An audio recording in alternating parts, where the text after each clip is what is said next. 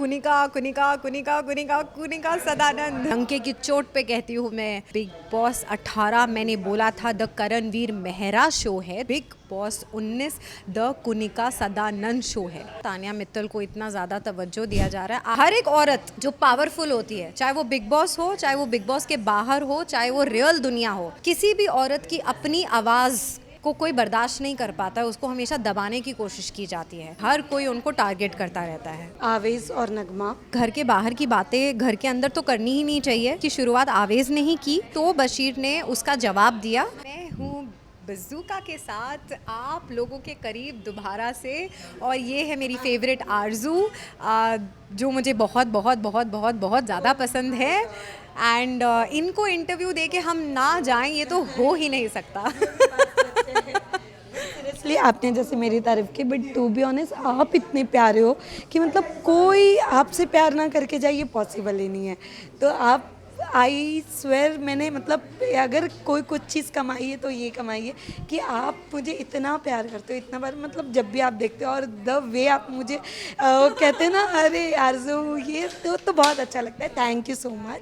उससे बड़ी बात, क्या कहना चाहोगे? बिग बॉस के घर के अंदर तो नहीं गए, बट जितना भी गेम देखा, कैसा लग रहा है?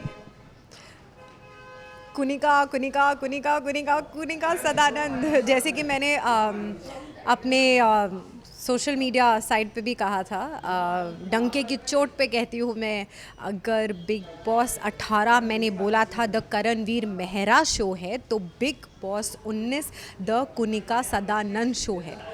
मतलब literally I think Bigg Boss got lucky this season. उनको ये मिले कुनिका सदानंद, क्योंकि तभी तो कुछ हो रहा है शो के अंदर। अदरवाइज उनके बिना क्या ही है। सब लोग तो उन्हीं के बारे में बात कर रहे हैं, अच्छा हो बुरा हो या जो भी है, बात तो उन्हीं का हो रहा है ना at the end of the day. So yeah I mean, if there is an actual headline, if you say, then that is Kunika Sadanand. She is the headline of Bigg boss 19। But उसके अलावा जैसे अभी आपने कहा कि उनको एक चीज़ पे काफ़ी हेट्स मिली, वो जो परवरिश पे हुई थी चीज़ें, या उनके मुंह से निकली थी तान्या के लिए, what do you have to say? यार मुझे लगता है ना, मुझे ना बहुत बायसनेस सा लगता है, बिकॉज और इसके बारे में भी मैंने बोला था। I mean I spoke about that too, because ये ज़बरदस्ती, I don't understand why, just because she is a little नौटंकी टाइप्स, इस वजह से तानिया मित्तल को इतना ज़्यादा तवज्जो दिया जा रहा है। आधी बातें तो उसकी नॉनसेंस ही हो।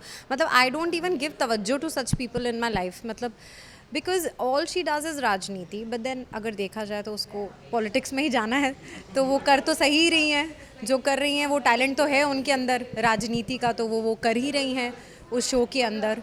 एंड अगर उन्होंने आंसू बहाकर कुछ चीज़ें बोल दी, तो मुझे ऐसा लगता है कि बाकी लोगों को कुनिका मैम के ऊपर गैंग अप होने के बजाय उनकी साइड ऑफ द स्टोरी भी सुन लेनी चाहिए थी। क्योंकि प्रॉब्लम क्या होता है ना, जब वो अपने आप को एक्सप्लेन करने जाती है ना अपनी साइड ऑफ द स्टोरी, तो उनको चुप करा दिया जाता है, बोलने नहीं दिया जाता है, अपनी पूरी सेंटेंस नहीं बोलने। सब बोलते हैं, जैसे तान्या भी बोल रही थी, अरे फ़राह मैम के सामने तो ये अपना ही बोली जा रही थी, उन्होंने फ़राह मैम को बोलने ही नहीं दिया। But actually it was the other way around. I felt that every time that Kunika ma'am was trying to explain, Farah ma'am was cutting. Because she was trying to explain the fact कि अगर मैंने women empowerment की बात की, तो मैंने ये बोला कि as an empowered woman आपके लिए एक डिसएडवांटेज है अगर आप कुकिंग नहीं जानते। उन्होंने ये नहीं बोला कि अगर आपको कुकिंग नहीं आती है तो आप एम्पावर्ड वुमेन नहीं है, या सिर्फ जिसको कुकिंग आती है वो ही एम्पावर्ड वुमेन है। ये दो बहुत अलग अलग स्टेटमेंट्स हैं, जिसको अननेसेसरली मुझे लगता है कि just to put Kunika ma'am down, इसको एक अलग वे में स्ट्रैटेजाइज करके यूज़ किया गया। एंड आई फील सबने बोला कि कैप्टनशिप का उनको मिला, और उन्होंने कैप्टनशिप से पद से नीचे उतर गए। पर सबका एक अपना अपना वे होता है चीज़ों में, मतलब एक रियलिटी शो में जहाँ पे आप स्ट्रैटेजिकली हर कोई काम करता है, इमोशनली आपके साथ हर कोई करता है टारगेट, तो हर किसी का मैकेनिज़्म उसको रिस्पॉन्ड करना अलग अलग होता है। डेफिनेटली अगर उस वक्त उनके साथ कोई होता जो उनको फुल पावर जो है वो बोलता, आई मीन अगर मैं होती तो मैं डेफिनेटली बोलती कि भाई no ma'am, I will not allow you to do this, मैं आपको ये करने ही नहीं दूंगी कि आप अपना पद क्यों छोड़ो, क्योंकि आपको किसी ने इमोशनली मैन्युपुलेट किया, स्ट्रैटेजिकली मैन्युपुलेट किया, इस वजह से क्यों, why should you do it? तो ऐसा कुनिका मैम के लिए कोई नहीं है। ऐसे नहीं है कि उनको ज़रूरत भी नहीं है ऐसे किसी की। और यही वो कारण है जिसकी वजह से पूरा घर इंटिमिडेटेड होता है, क्योंकि जनरली क्या होता है ना, जो बहुत ही पावरफुल वुमन होती है ना, हर एक औरत जो पावरफुल होती है, चाहे वो बिग बॉस हो, चाहे वो बिग बॉस के बाहर हो, चाहे वो रियल दुनिया हो, किसी भी औरत की अपनी आवाज़ को कोई बर्दाश्त नहीं कर पाता है, उसको हमेशा दबाने की कोशिश की जाती है। और कोई एक ऐसी औरत जो अपनी आवाज़ उठाना जानती है, अपने लिए खड़े होना जानती है, अपनी सेल्फ वर्थ जानती है, ऐसी औरत से हमेशा लोग इंटिमिडेट होते हैं। और यही है केस कुनिका मैम का, जिसकी वजह से हर कोई उनको टारगेट करता रहता है। वेल बट उसके अलावा घर के अंदर 2 जोड़ी, आवेज़ और नगमा, जो घर के अंदर आवेज़ ने नगमा को प्रपोज़ किया, बट घर के बाहर ही तुरंत उनका एक अलग एंगल बाहर निकल के आया है कि वो लड़कियों को मैसेज करते थे, उन्होंने लड़कियों को डेट किया है। What do you have to say? I तो don't know him, and also I feel कि घर के बाहर की बातें घर के अंदर तो करनी ही नहीं चाहिए। अगर इसकी शुरुआत हुई तो इसकी शुरुआत आवेज़ ने ही की।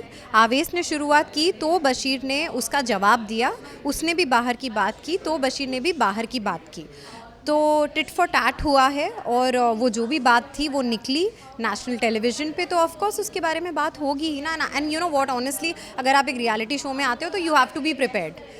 आपको प्रिपेयर होके ही आना पड़ेगा, वहाँ पे कुछ भी हो सकता है। बट तान्या मित्तल के भी एक्स बॉयफ्रेंड का नाम काफ़ी बार यार वो तो मुझे पसंद ही नहीं है, वो इंसान तो मुझे मतलब मुझे ना एक्चुअली सी वो भी एक घर है, हम भी घर में रहते हैं, हमारे भी बड़े बुजुर्ग होते हैं। ज़रूरी नहीं है वो लोग हमेशा सही होते हैं, कभी कभी हमारे बड़े गलत भी होते हैं, ऐसा ज़रूरी नहीं है, बट एक तरीका होता है, एक वे होता है, यू नो। आप उसमें रिस्पेक्ट का जो एक दायरा है, वो सिर्फ किसी को मैम बुला दिया का मतलब ये नहीं है कि उसको रिस्पेक्ट दे दी।